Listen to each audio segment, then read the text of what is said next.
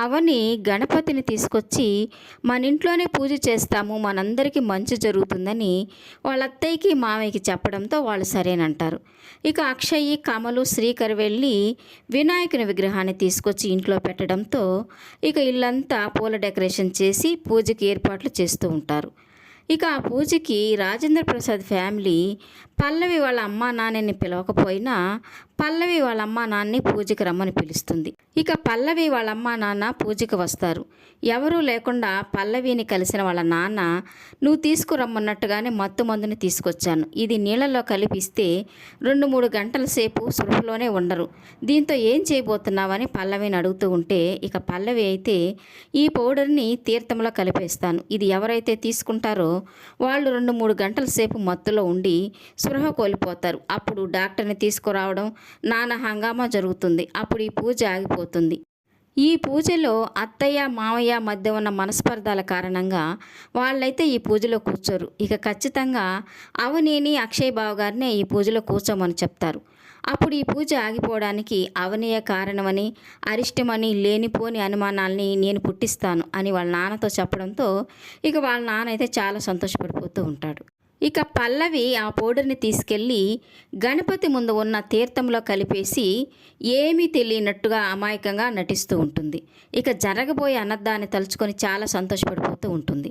ఇక పంతులు గారు పూజ ఏర్పాట్లు సిద్ధమైన ఇక పూజలో కూర్చుంటే పూజ ప్రారంభిస్తానని చెప్పడంతో ఇక పార్వతి అవనీని, అక్షయ్ని పూజలో కూర్చోమని చెప్పడంతో ఇక పల్లవి చాలా సంతోషపడిపోతూ ఉంటుంది. ఇక ఇంతలో రాజేశ్వరి అడ్డుకొని, అదేంటి వదిన, కొత్తగా పెళ్ళైన నా కూతురు అల్లుణ్ణి పూజలో కూర్చోబెట్టకుండా అవనీని, అక్షయ్ని పూజలో కూర్చోమని చెప్తున్నావు అని అనడంతో ఇక ఒక్కసారిగా పల్లవికి ముచ్చెమటలు పోసి వాళ్ళమ్మ వంక చూస్తూ అడ్డుకోబోతుంది. ఇక వాళ్ళమ్మ అయితే నువ్వు కాసేపు ఏమీ మాట్లాడుకో అని పల్లవిని కూర్చోబెట్టడానికి ప్రయత్నిస్తుంది. ఇక రాజేంద్ర ప్రసాద్ అయితే ఎవరు చేస్తే ఏంటి, నా కొడుకు కోడలే కదా, వాళ్ళనే కూర్చోబెట్టండి అనడంతో ఇక పల్లవి అయితే ఏమి చేయలేని పరిస్థితిలో వాళ్ళ నాన్న వైపు చూస్తూ ఉంటుంది.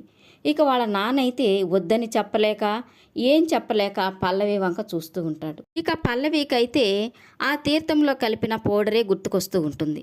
ఇక రాజేశ్వరి పల్లవిని, కమల్ని బలవంతంగా పీటల మీద కూర్చోబెట్టడంతో ఇక పంతులు గారు పూజ మొదలు పెడుతూ ఉంటారు. ఇక ఆ తీర్థాన్ని కమల్కి, పల్లవికి ఇవ్వడంతో కమల్ అయితే ఏం తెలియదు కాబట్టి ఆ తీర్థాన్ని తాగేస్తాడు.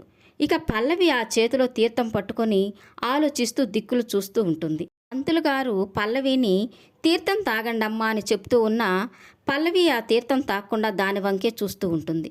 ఇక తన బిహేవియర్కి అనుమానం వచ్చిన ఆవని అసలు ఏం జరిగింది, పల్లవి పూజలో కూర్చోడానికి ఎందుకు అంత ఇబ్బంది పడింది, ఆ తీర్థం తాగడానికి ఎందుకు అంత ఆలోచిస్తుంది, తనేమైనా ప్లాన్ చేసిందా, ఆ తీర్థంలో ఏమైనా కలిపిందా, ఈ పూజని ఆపడానికి ఇంకేదైనా ప్లాన్ వేసిందా అని చాలా అనుమానంగా పల్లవి వంక చూస్తూ ఉంటుంది. పల్లవి అయితే ఇదేంటి అవని నన్ను ఇంత అనుమానంగా చూస్తుంది, నేను వేసిన ప్లాన్ తనకేమైనా తెలిసిపోయిందా, తనేమైనా కనిపెట్టేసిందా, అయినా ఈ తీర్థాన్ని నేను ఇప్పుడు తాగలేను, కింద పారేయను లేను అని అనుకుంటూ ఉంటుంది. ఇక దేవుడి ముందు తప్పు చేస్తే దేవుడు చూస్తూ ఊరుకుంటాడా, పల్లవి తీసిన గోతిలో పల్లవి పడేటట్టుగానే ఆ దేవుడు చేశాడేమో చూద్దాం.